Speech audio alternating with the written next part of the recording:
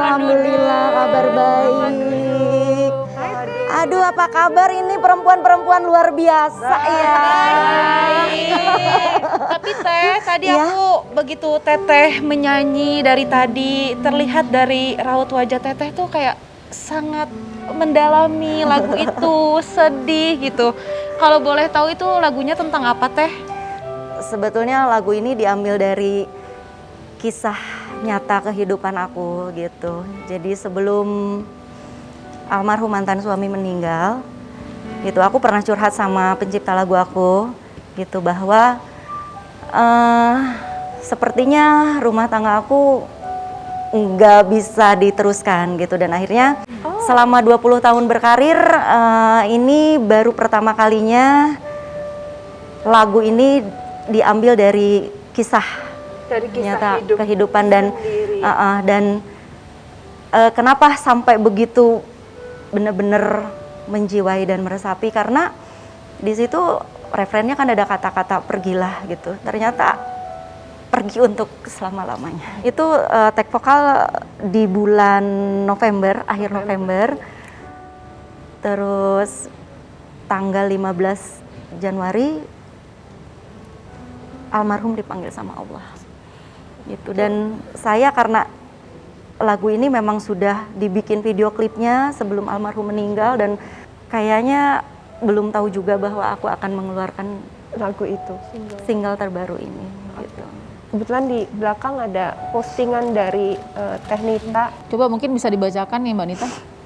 Ayah, terima kasih sudah datang dalam mimpi Bunda untuk yang ketiga kalinya. Alhamdulillah, walau hanya dalam mimpi, Bunda masih bisa merasakan pelukan hangat dan ciuman mesra dari Ayah. Maafin Bunda, tenang dan bahagia di sana, ya Ayah. Al-Fatihah. Sebelum almarhum meninggal itu tanggal 22 Desember, putusan perceraian sudah keluar. Nah, pas tanggal 24 Desember almarhum masuk rumah sakit. Tanggal 25 Desember perasaan saya kan udah nggak enak gitu kan, ini ada apa sih gitu. Feeling ya katanya. Iya, ya udah feeling. Pas aku dengar kabar itu di tanggal 15 Januari jam 3 sore anakku dikasih tahu oleh kakaknya, aku baru pulang syuting, Bunda, Ayah kritis gitu. Dan waktu sholat subuh itu masih kayak anakku, kakak bangun sholat subuh yuk gitu. Terus habis itu aku tanya, ayo kalau kakak mau nengok Ayah sekarang, ayo Bunda antar yuk, karena feeling aku udah nggak enak banget gitu. Aduh, aku takutnya nanti ada apa-apa gitu kan. Aku berdoa terus supaya almarhum tetap sehat gitu kan, karena walau bagaimanapun anakku butuh ayahnya. Nah, pas jam 10 malam dikasih kabar lagi, Bunda, Ayah sudah meninggal. Anakku nggak nangis, nggak apa, cuma dia kayak yang lemas sambil bersandar di tempat tidur, kayak nggak ada tenaga gitu. Terus aku yang bingung, aku yang shock, sampai aku lagi pegang HP, habis teleponan sama orang tua aku nggak tahu lempar kemana itu HP, dan aku nggak sadar bahwa aku ngebantingin kepala ke pintu gitu. Keesokan harinya sakit gitu kan, padahal aku nggak sadar sama sekali. Nggak sadar karena saking lemesnya gitu Teh, jadi kayak nggak sengaja Iya, gitu dulu, iya. din kepala. Iya gitu. Nah dari situ, ayo Kak, kita ke rumah sakit, kita lihat Ayah. Aku bilang, aku yang dalam kondisi masih bener-bener shock banget. Aku nyetir sendiri dari daerah Menteng ke Kemayoran. Untung sampai gitu, karena waktu itu supir aku sudah pulang juga kan. Aku nyetir kayak melayang gitu kan, jalan juga kayak ngerasa, sampai saat ini pun aku masih merasa nggak percaya kalau almarhum sudah nggak ada. Aku ngerasa dia masih ada. Itu, dan yang tadinya pihak rumah sakit tidak mengizinkan untuk Dilihat. jenazahnya dilihat. Aku mohon minta tolong ke susternya, tolong suster, aku pengen lihat untuk yang terakhir kali. Boleh Bu, tapi satu orang. Aku bilang, boleh dilebihin nggak, karena anakku juga pengen lihat juga. Alhamdulillah pihak rumah sakit mengizinkan, dan kita dengan APD Protokol lengkap, kesehatan, dan APD lengkap, dan kita masuk ke ruang ICU khusus pasien COVID, dan aku ngelihat sendiri pejuang-pejuang COVID di situ dengan nafas yang terengah-engah dan dengan semua alat bantu nafas. Di kamar yang paling ujung, aku ngelihat jenazah almarhum, dan aku benar-benar nggak percaya bahwa itu adalah almarhum. Aku pegang tangannya, aku bilang, ayah, Bunda minta maaf.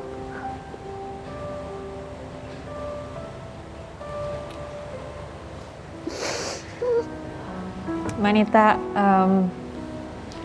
mungkin belum terlambat buat kami di sini mengucapkan turut berduka cita sedalam-dalamnya atas kehilangan yang dialami Mbak Nita dan juga anak dan juga keluarga.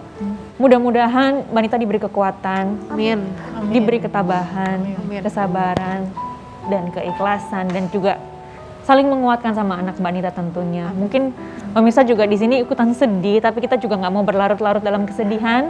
Kita nanti juga akan masih banyak yang kita bahas dengan Mbak Nita, terutama untuk karirnya, karena seorang Nita Thalia ini pasti sudah sangat tidak asing untuk pemirsa dan untuk kita semua yang nonton di sini. Jadi kalau pemirsa pengen tahu lebih lanjut seperti apa ceritanya, jangan kemana-mana, tetap di Saatnya Perempuan Bicara.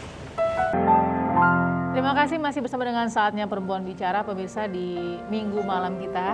Nah, lembaran baru akan segera dibuka oleh Teh Nita, insya Allah, bersama dengan putri kesayangan Sandrina Salsabella.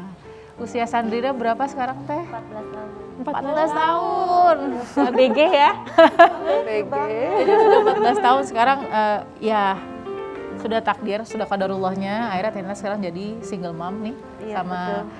Sandrina Salsabella. Jadi ibu sekaligus ayah. Ibu sekaligus ayah buat Sandrina, tapi sepertinya dari sedikit ceritanya Teteh tuh si Sandrina juga udah dewasa ya orangnya ya. Ya malah pikirannya, pemikirannya lebih dewasa dia daripada aku. Iya, kadang-kadang aku yang masih suka, kalau kepikiran masih suka nangis. Kalau dia malah menguatkan, udah Bunda Alhamdulillah. jangan Lebih tegar. Alhamdulillah ya. semangat. Alhamdulillah Teh, berarti udah ada penyemangatnya. Paling Iya. enggak Teteh enggak sendirian bangkitnya. Betul, Gitu, aduh. alhamdulillah. Tapi kalau ngomongin soal karirnya Teh Nita Thalia ini, nggak ada orang yang nggak tahu Nita Thalia itu dengan Alhamdulillah. ikon ya, rock dude di Indonesia Rock dude ya. gitu kan. Goyang heboh kalau nggak salah ya. Goyang heboh kan bener ya. Kalau Teh Nita Ya. sendiri mengawali karir di dunia musik dangdut itu sejak usia berapa sih Teh? Usia 8 tahun, kelas 3 SD juga. SD juga. 3 SD pun masih main apaan? Main gundu ya? Main gundu. Itu waktu nyanyi dulu ini di kayak 17 Agustusan gitu di kamar. 17 Agustusan. Terus karena hobi kan, kalau setiap ada yang hajatan maksa nyumbang. Itu kan biar yang penting bisa makan sate gitu. Teteh maksa pengen nyanyi di Iya, panggung. maksa. Jadi kalau setiap ada yang hajat, oh besok nih ada yang hajatan di sini, udah pasang tenda nih gitu. Jadi nggak tanpa dipanggil, tanpa apa, udah lengkap pakai baju nyanyi dan sepatu boot yang panjang itu kan. Turun dari angkot dong. Diantar sama mama gitu kan. Permisi, saya mau nyanyi, boleh nggak, mau gitu tanpa rasa malu atau apa. Ragu-ragu Seneng banget ya, dong Mbak. yang punya hajatan dapat penyanyi langsung. Ini di daerah mana sih Teh? Ceritanya lagi di daerah mana? Dulu di Ranca Ekek di Bandung. Bandung. Oh gitu. Berarti nama aslinya bukan Nita Thalia nih pasti. Bukan. Nama aslinya siapa Teh? Nita Yulianti. Iya. Kita nama Nita Thalia ini pemberian dari almarhum. Iya. Panggung ya. Nama panggung. Jadi Thalia ini kan ada artinya gitu. Thalia ini tali kasih yang abadi antara aku sama almarhum. Gitu. Terus yang menjadikan aku sebagai seorang artis sampai Sekarang Ini ketika pertama kali bertemu itu masih SMA kan Teh? SMA kelas 2. Kelas Wow. 2. Ya, baru saja naik ke kelas 2. Terus ketemunya juga di rumah, sebetulnya mau ngundang Acara nyanyi, itu. mengundang gitu. acara, ketemu langsung sama kedua orang tua, ketemu gitu. Terus Oh. yang ngobrol-ngobrol gitu kan, ditanya, "Encep orang mana?" Aduh. gitu kan, kata Iya, mama gitu. "Abdi ti Ciamis." Oh, sarua, gitu. sami-sami Sunda. Nuhun gitu ta. Terus ditanya lagi, tos gaduh istri ta acan gitu kan. Oh, sudah udah punya punya istri, istri, anak 2 heeh. masih kecil-kecil, tahu gitu kan. Iya, iya, Terus iya, 3 bulan kemudian baru ngontek lagi, acaranya tidak jadi, lost kontak 3 bulan, dia datang lagi ke rumah, gitu kan, terus bilang ke orang tua bahwa katanya, "Mama, abdi teh naksir kasih Neng." Ya ampun, setelah 3 bulan langsung naksir. Yang 3 bulan itu nggak bisa tidur. Iya, mungkin dia mikir kali apa gimana 3 bulan gitu nih kan. kepikiran terus. Cinta pada pandangan pertama berarti Mungkin. Teh, itu bisa dibilang. Tapi kan waktu itu masih SMA, jadi Iya, gimana? masih SMA. Akunya sendiri kan nggak langsung jatuh cinta ya. Iya, iya, iya. Gitu. Kita tunangan dulu selama setahun, lulus SMA itu sebulan setelah kelulusan baru dinikahin tanggal 27 Agustus tahun 2000. 2000. Dari situ Iya. menjadi istri sekaligus memantapkan karir menjadi penyanyi juga Betul. gitu ya. Dan karena kan waktu itu aku ditanya gitu, almarhum ini kan sering nganter aku nyanyi-nyanyi dari kampung ke kampung gitu kan. Terus aku ditanya pas setelah nikah itu, "Kamu maunya gimana?" gitu Iya. kan, sekarang udah punya suami. Heeh. Mau tetap nyanyi atau ngurus rumah tangga gitu, tuh jadi istri yang di rumah gitu kan. Suruh memilih. Suruh milih, kalau mau jadi penyanyi, jadilah penyanyi yang profesional. Nggak apa-apa, saya keluarin modal deh katanya, Didukung biar ya, didukung Teh. banget, Dukung banget. gitu. Atau kalau kamu setengah-setengah pengen jadi istri, ya udah stop nyanyi gitu, Oh, udah oke. diem di rumah urus anak dan suami gitu. Iya, iya. Karena waktu itu kan aku nggak bisa langsung begitu aja ninggalin nyanyi, Baru 17 karena tahun juga. iya kan? 17 tahun udah gitu, kayaknya kalau aku berhenti nyanyi pada saat itu bisa perang batin Batin, gitu, iya, karena kan iya, itu iya. adalah hobi aku satu-satunya gitu kan. Nah pada saat itu ya udah aku putusin aku pengen jadi penyanyi. Di album yang kedua itu tahun 2001 keluarin lagi album judulnya Abdullah, dan alhamdulillah ini memang benar-benar rezeki dari Allah yang nggak disangka sama sekali ya. Aku dapat penghargaan penyanyi dangdut pendatang baru terbaik. Wow. Terus orang juga sudah mulai tahu, oh ada penyanyi baru nih, namanya Nita Thalia nih. Iya, Oh, iya, orangnya langsing-langsing, kalau sekarang kan nggak. Betul, sekarang mah.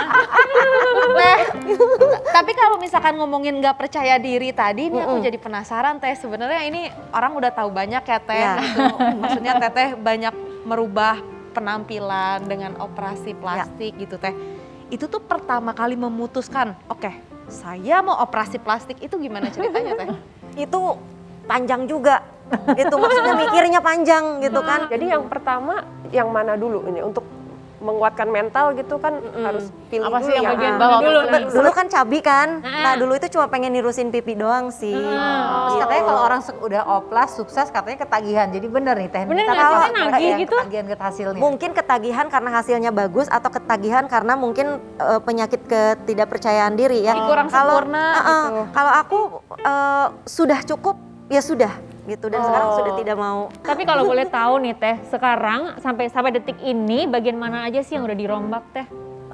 Hidung, terus pipi diambil lemaknya dikit, terus kantung mata karena kan memang sangat mengganggu sekali dan kerutannya juga memang sudah banyak gitu. Terus kelopak mata juga karena memang sudah turun gitu kan, itu perlu dibuang juga gitu. Terus dagu sempat dipasang implan, tapi karena saya ngerasa kok kayaknya nggak nyaman, akhirnya dibuka lagi dan diganti dengan filler. Oh, gitu. Jadi yang implan kalau untuk bagian wajah cuman hidung doang.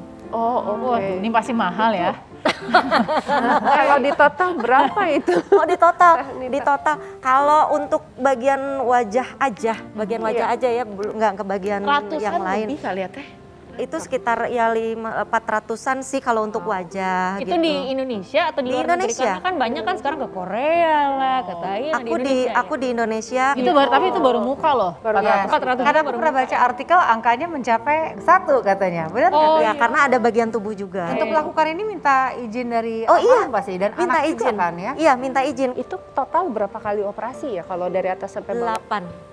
8 kali. 8 kali. Teh, tapi tadi kalau ngelihat ada foto 3 tadi ya, inget ya? Waktu Teteh Yang masih before. 18 tahun tuh, 19 tahun. Suka kangen gak sih? Terus atau malah ada perasaan, aduh nyesel juga ya operasi plastik sama kangen sama wajah yang dulu gitu gak sih? Pernah merasa menyesal pada saat orang tua, ayah terutama. Pas aku berangkat ke Jakarta itu kan aku pernah di ultimatum sama ayah. Iya. Kamu boleh berangkat ke Jakarta karena suami kamu yang bawa. Boleh kamu jadi artis. Sok kata sama bapak didoain. Tapi bapak nggak mau kalau sampai ada yang dirubah. Oh, itu udah dipesenin. Udah makanya aku bilang, aduh ini pengen operasi tapi gue takut sama bapak gitu kan. Nah pada saat berhadapan sama bapak, itu kan suami ada di samping, pegangan tangan ini gimana sih, bantuin dong ngomongnya, udah aja yang ngomong gitu. Terus ya disalahin juga suami. Iya disalahin juga akhirnya kita berdua diomelin gitu. Bapak pas pertama ngeliat gimana tuh Teh ekspresinya? Iya marah, gitu kan melotot aja. Tapi kan pasti dalam hatinya ya anak gue jadi cantik, pasti gitu. Tapi Teh Nita terima kasih sekali Terima lagi. kasih, Teteh. Sama 2 segmen sama Teh Nita dibawa sedih, perasaan kebahagiaan dan semangatnya Teteh, energinya luar biasa. Insya Allah akan semakin maju mesat ke depan. Amin. Tapi boleh minta satu lagi buat para pemirsa, pengen lihat sih goyang heboh ini. Boleh dong. Yes, kembali lagi di saatnya Perempuan Bicara. Terima kasih pemirsa masih mau bermalam minggu sama kita, minggu malam sama kita. Tapi udah suasananya makin dingin ya ini ya. Cuaca hujan masih mendera di ibu kota, tapi yang kita rasain sekarang adalah ada yang cekikikan di depan saya. Bakis lagi ngomong, hello. lagi syuting. Kalian lagi ngapain sih? Lihat dong tuh. Apa sih? Aku tuh lagi perhatiin. Bilang sama Sahila kalau cari pacar tuh yang kayak begini. Emang dasar ya. Aku nggak berani kasih lihat ke kalian ya. Nanti kita karena kebetulan yang lagi dibahas ini kita hadirkan pemirsa. Oh iya? Tar dulu. Saya akan memberikan clue ya. Dia pasti adalah seorang pria muda, aktor, ganteng. Satu benda yang erat berkaitan dengan dia adalah roti kotak. Roti kotak, yes. Roti sobek. Roti sobek. Saking kotak gitu ya. Roti sobek ya. Kayaknya udah kita kasih tahu ya. Kayak rasanya pengen menyobek-nyobek. Randy Pangalila telah hadir di Halo. Aduh, Randy. Baik dong. membuyarkan konsentrasi kita semuanya. Tiba-tiba ada roti kotak, ada perut sobek. Pakai baju kotak-kotak pula. Jadi temanya kotak-kotak ya? Iya. Apa kabar? Baik dong, puji Tuhan. Aku tuh ngelihat Randy beda banget karena dulu Beda banget sama yang tadi barusan kamu lihat. beda banget sekarang image-nya gitu karena dulu aku awal syuting tuh bareng sama Randy Iya, juga pernah, kan. pernah. Ngelihat Randy tuh dulu kayak yang lebih imut-imut gitu. Tapi sekarang tuh lebih maco Maco. banget. Oh. Banyak banget diikutin sama cowok-cowok pemain diet-dietnya. Astaga. Karena badannya pengen kayak Randy Pangalila, Asik. berotot, bener-bener lead. Randy Pangalila kan dari dulu kita lihat dia seliweran di TV gitu. Puluhan sinetron udah dibintangi gitu. Yeah. Dan dulu itu emang karakternya dia tuh tipe-tipe cowok-cowok idaman ABG-ABG gitu kan. Iya. Dan aku dengar Randy ini asalnya dari Surabaya. Oh, arek-arek Surabaya. Bisa diceritain nggak sih awal karirnya itu gimana? Kenapa akhirnya memutuskan hijrah ke Jakarta Iya, kemudian iya, iya. menjadi aktor gitu? Jadi ini juga sebenarnya bakalan jadi cerita kenapa aku bisa ujung-ujungnya masuk ke dunia MMA, Mixed Martial Arts. Ya. Jadi banyak orang yang nggak tahu itu dulunya itu aku sebenarnya waktu masih di Surabaya itu atlet taekwondo. Oh, atlet udah. Sebelum Udah. syuting-syuting. Udah ban apa? Udah sampai ban apa? Merah Sriwijaya hitam 2. Sebenarnya satu kali lagi itu kalau nggak aku pindah ke Jakarta harusnya aku sudah sudah black belt harusnya di taekwondo. Dulu itu aku sampai pernah ikut ke Jurcap waktu itu kejuaraan cabang di Surabaya itu aku sampai final tapi di final aku kalah dan aku sempat patah tulang di situ. Ini kalau bisa dilihat nih penonton di rumah, di sini aku ada tulangnya. Di sini aku nggak ada. Oh iya bener. Ya, jadi aku di sini tuh patah. Terus di sini tuh ada tulangnya, di sini juga nggak ada. Jadi ada pindah di belakang sini patah. Aduh, jadi kanan kiri patah. Kanan kiri patah, iya. Berarti Ren yang di sebelah sini udah nggak ada tulangnya. Ini udah nggak ada tulangnya. Jadi kalau misalnya jari dipegang begini, panjangnya sebelah nih sebenarnya. Oh Banyak yang iya, nggak tahu. bener panjang sebelah itu. Iya, ini patah waktu aku masih kejuaraan di Surabaya. Dulu itu karena aku atlet, aku sempat ketemu, singkat cerita pernah ketemu sama almarhum manajer aku yang lama, Mas Teddy Sujadi. Itu ditawarin untuk masuk ke dunia entertainment di Jakarta. Dengan harapan pada saat itu yang ada dalam pikiran aku, itu cuman, main film action nih. Di Jakarta. di Pengennya Jakarta. gitu. Sesuai taekwondonya itu. Begitu masuk ke Jakarta, malah film drama dapetnya. Drama-drama percintaan. Malah dapetnya Karena dilihat mukanya lebih cute kali. dapat kesempatannya itu malah film-film yang romance gitu. Jadinya malah banyak penonton itu nggak ada yang tahu backgroundnya itu, backstorynya itu aku tuh sebenarnya dari dunia martial arts sebenarnya. gitu ya. Jadi aku kehilangan komunitas taekwondo di Jakarta ini.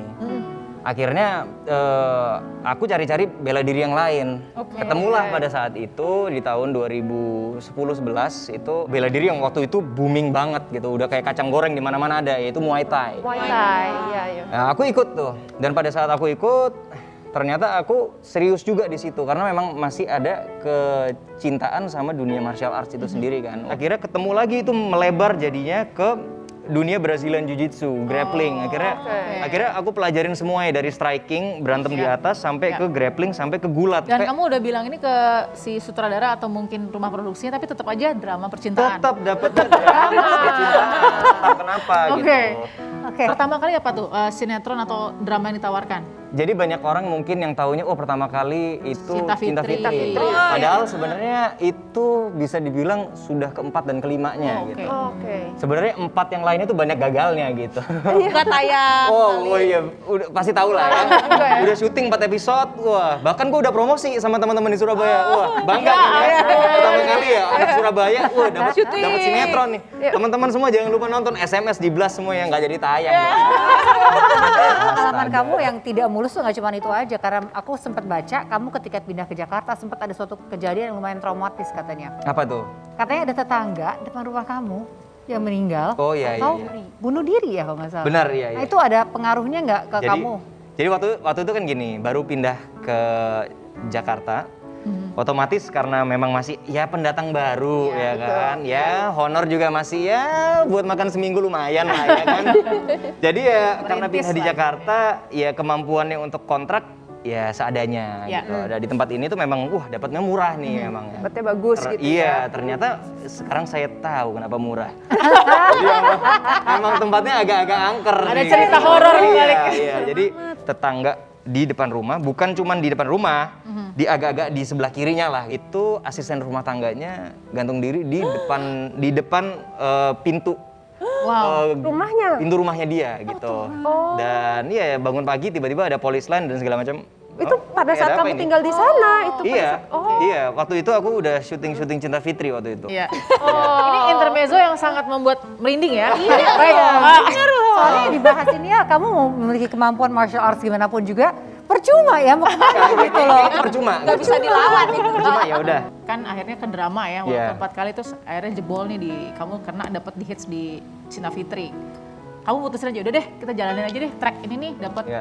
si Cinta Fitri dan lain-lain. Itu gimana mutusinnya? Jadi pada saat itu memang ada sedikit dalam hati itu, ya aku pengennya action dong gitu. Karena kan aku kan kepengennya dilihat sama teman-teman taekwondo di rumah, wis gila, teman-teman gua nih jadi action nih gitu. Malah drama-drama. Kamu bahkan mencoba beberapa jalan yang lain termasuk modeling dan tarik suara, benar? Betul, betul. Kok akhirnya ke modeling juga? Itu kira-kira apa kata teman-teman kamu yang Jadi itu sebenarnya ada sedikit malunya juga sih waktu itu. Gitu. Jadi gini, waktu itu aku datang ke Jakarta, casting di mana-mana. Semua pada ngomong begini, Ted, almarhum manajernya dulu, gue suka nih sama anak baru yang ini nih. Cuman medok banget. Jadi kalau ngomong tuh, kalau casting tuh, Jawa banget. halo nama saya Randy Pangalila, tinggi badan 174, berat badan 70 kg. Jadi benar-benar medok banget. Jadi kayaknya dia harus sering gaul deh sama anak Jakarta katanya. supaya aksennya hilang. Aku tuh dulu tuh kayak martial arts banget, ketemu tuh nggak ada Wallace-nya gitu yang kayak ketemu yang kayak gitu-gitu. Kayaknya dia harus ketemu sama, kayaknya masukin ke salah satu majalah terkenal pada zamannya lah. Gitu. Aku pikir biar kamu agak tiap luas boy gitu kan. Kirain tiap ketemu sama orang host. Iya. Karena nggak lulus. Akhirnya masuklah ke dunia modeling itu dipaksain. Wah, waktu pertama kali. Oh dipaksa. Dipaksa sama manajer. Catwalk juga. Harus. Oh, wow. Wah, dan itu kan karantina kan. Iya, Karantina iya. untuk masuk sampai final itu karantinanya itu kalau nggak salah 2 mingguan ya biasanya. 1 minggu waktu itu. 1 minggu di dalam situ. Wah, itu dunia baru buat gua sih. Dari situ aku penyesuaian dan menurut aku itu semua adalah proses yang baik yang memang aku harus jalanin ya. Kalau nggak seperti itu mungkin aku tidak akan menjadi Randy yang sekarang. Ya, kalau dengar ceritanya Randy ya, kamu orangnya kayaknya all out gitu. Mencoba sesuatu mungkin awalnya pertentangannya berat, tapi kemudian karena dijalani jadi cinta. Iya. Apakah itu sama berlaku dengan lawan mainnya juga? Betul yang suka cinlok gak ya? Aku harus jujur pada saat aku masih muda awal-awal iya. Aku termasuk orang yang juga cepet cinlok. Karena mungkin pada saat itu aku masih kecil dan aku masih belajar untuk memahami karakter sebuah cerita dan akhirnya aku jadi terbawa suasana beneran, ketemu dengan lawan main itu terus-terusan. Lama-kelamaan yang tadi itu cuman adegan menjadi ya jatuh cinta beneran. Cuman ya itulah pelajarannya. Lama-kelamaan juga kita harus ya mulai dewasa, mulai ya mau sampai kapan? Masa mau 1000 judul 1000 pacar ya kan? Ya kan? Tapi si Randy termasuk yang setia sih. Setiap pacaran tuh Randy tuh pasti lama kan ya? Iya, sempet, iya. Abis ini juga kita akan bahas katanya Randy sempet nggak pede dengan penampilan berat badannya yang katanya gemuk. Ya ampun. Kapan? Mana ya? Sesaat lagi ya, setelah yang satu ini. Pemirsa kembali lagi bersama kami dan tentunya dengan bintang tamu kami Randy Pangalila. Dan tadi pertanyaan Sahila belum dijawab nih. Katanya Randy ini pernah nggak pede dengan bentuk badannya. Padahal kan dari kecil udah taekwondo. Itu gimana ceritanya? Bayanginnya tuh lahir udah kotak-kotak gitu loh kayaknya ya. Begitu bayi gitu ya, udah kotak-kotak gitu ya. Iya, dulu waktu aku masih di Surabaya, I know nothing about diet. Keseharian aku makannya banyak dan dengan aku taekwondo dulu salah persepsi. Kalau misalnya latihan berat berarti boleh makan banyak. Aduh itu aku banget. Oh gitu. Waduh. Sekarang ini bukan ada Photoshop kan ini. Ini bukan six pack loh, 8 pack. Wow. Nah sekarang kalau sebagai atlet martial arts, di mana resikonya juga tinggi gitu. Sementara sibuk syuting, ini gimana ngatur waktunya? Kalau memang kita lagi fight month, dalam 1 bulan nih kita mau fight Bulan atau 2 itu, bulan, full. It's like every day my life is fight camp. Tiap hari. Berapa jam sehari? Latihannya itu nggak lama, paling 1,5 jam, tapi it's really high intensity. Kayak intensitasnya itu latihannya atlet lah. Itu nggak syuting jadinya? Syuting. Tetap syuting. Wow. Latihan pagi, nanti aku habis dari selesai latihan. Terus yang repot orang make upnya, aduh nutupin memar yang ini. itu sebenarnya ada itu luka-luka di sini. itu sebenarnya benar. Untuk yang nutupin luka-luka itu sering banget aku dikomplain sama makeup artist. Woi, ini udah apa? Ini biru-biru di sini itu udah. Itu udah pasti kena gitu. Terus bibir kadang-kadang ada ya sariawan gede karena kan kena kepukul kan. Nah, kayak gitu-gitunya. Benar nggak awalnya ketika kamu mengikuti One MMA itu banyak orang sempat meragukan. Banyak mengatakan ini kan cuman artis sinetron, mereka nggak tahu background kamu seperti apa. Banyak banget. Ada bahkan banyak banget yang bilang ini cuman settingan. Kasian banget sebenarnya kalau dibilang setting, bukan saya. Kasian lawannya, mana ada yang mau disetting untuk dibikin kalah. Nggak ada lah. Kita punya tayangannya nih seperti apa. Yang nggak kuat silakan tutup mata. Hampir saja, hati-hati dengan giletinnya. Adi seperti sayang sekali. hampir dapat backnya. Seperti mencoba kuncian. Dan wasit David memberhentikan pertandingan dan Randy Pangalila menang dengan DKO dengan referee stoppage. Terus kalau misalkan pacar aku ataupun kakak aku nggak akan izinin. Langsung keluar ya. Langsung keluar Ares Loboyonya tadi ya. Kalau misalnya mau dilihat di footage-nya One Fight MMA, setiap fight mungkin aku kelihatannya kayak wah aku terus kejar terus. Gitu ya. Begitu selesai, I will hug him. Karena when it's finished, kita temenan, men. Kayak ini cuman sport. Pertandingan. Ini cuma pertandingan. Itu hebat sih memiliki mentalitas yang seperti itu ya. Jadi memang kan orang itu seperti itu. Ini bukan real life dalam arti musuh-musuhan. Ini memang adalah cabang olahraga. Cabang olahraga, seperti itu. Nah kalau dulu awalnya kan yang melarang kan adalah ibu. Sekarang kan mungkin sedikit berbeda karena istri mungkin memiliki. Nah, mau tanya nih, kalau dari istri kamu sendiri kan mengenal kamu udah menjadi seorang fighter, ya kan? Kalau dia sendiri gimana nih? Kamu udah mulai ada tawaran lagi nih untuk Tapi sebentar Untuk dulu, ini next katanya fighter. pertama kali Randy mau berbagi nih soal istri ya? Aduh. Jadi siapa sih? banget istrinya Randy. Karena semua orang tuh kepo Randy, Iya. dapat istri bule. Iya, iya. Jadi nanti di terakhirnya aku mau kasih tahu kenapa aku selama ini nggak mau cerita. Iya. Karena ini ada pelajarannya juga untuk teman-teman di rumah yang mau mendengarkan. Aku kenalnya sama istri aku dari direct message. Oh, dari Instagram. Instagram. Oke. Siapa yang DM duluan? Istri aku duluan. Oke. Awalnya dulu itu waktu aku masih di musik. Oke. Oh, nyanyi. Waktu aku masih nyanyi, dia itu pernah direct message aku. Iya. Dia bilang, I like the song but I don't understand what it means. Oh. Gitu.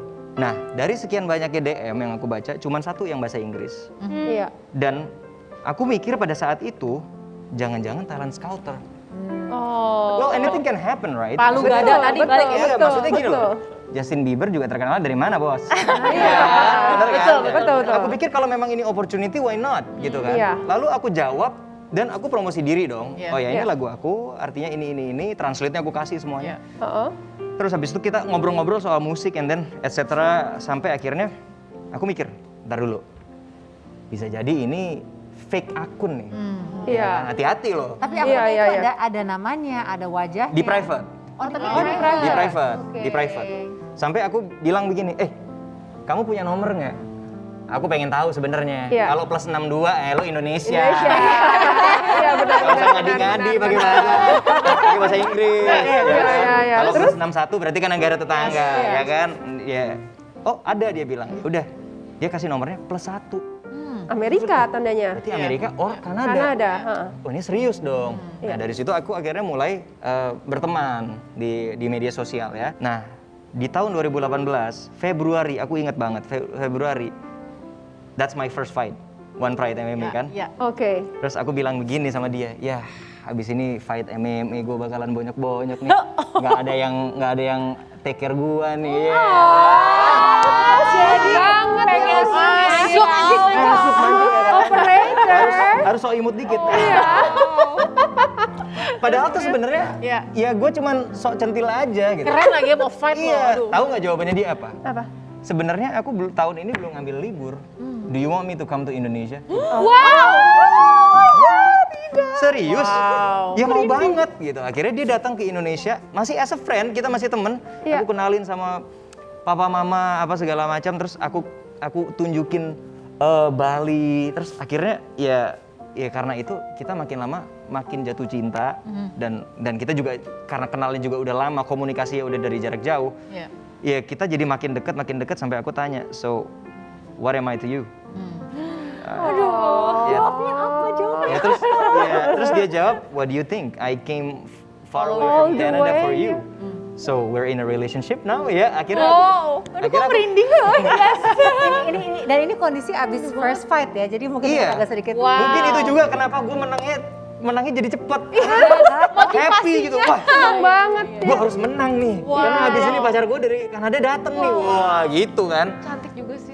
Ini ya. Iya.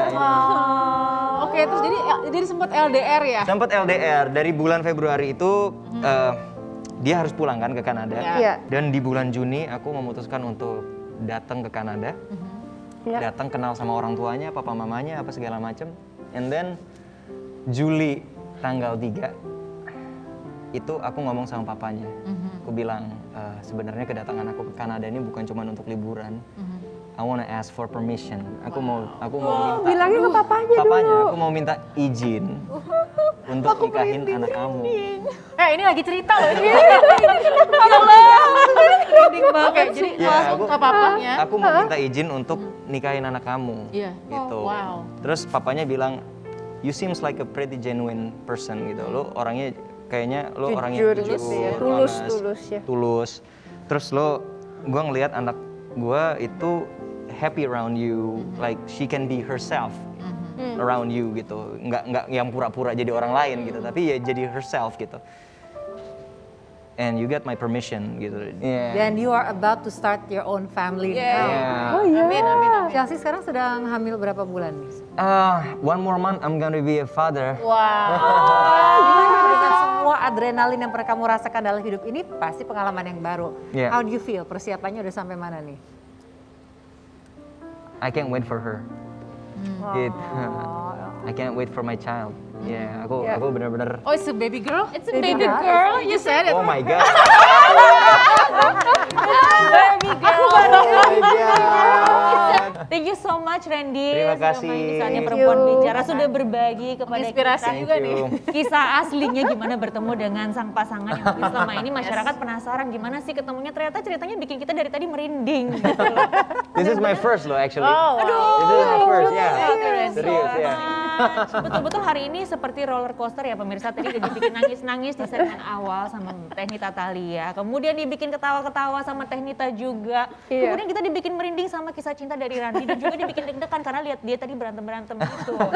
Ya kan, itu roller coaster tapi kita senang banget sudah ditemani oleh narasumber-narasumber yang sangat menginspirasi. Kita juga senang pemirsa juga setia menemani kita di Saatnya Perempuan Bicara. Kita akan bertemu lagi minggu depan tentunya di Saatnya Perempuan Bicara, tetap dengan narasumber-narasumber yang penuh dengan inspirasi untuk kita saksikan. Tentunya bersama saya dan juga teman-teman saya yang ada di sini, ada Sahila Hisham, ada Nadia Mulia, ada Olga Lydia dan juga Alda Balkis Manisang. So, semangat untuk besok hari Senin, kita ketemu lagi minggu depan. Bye.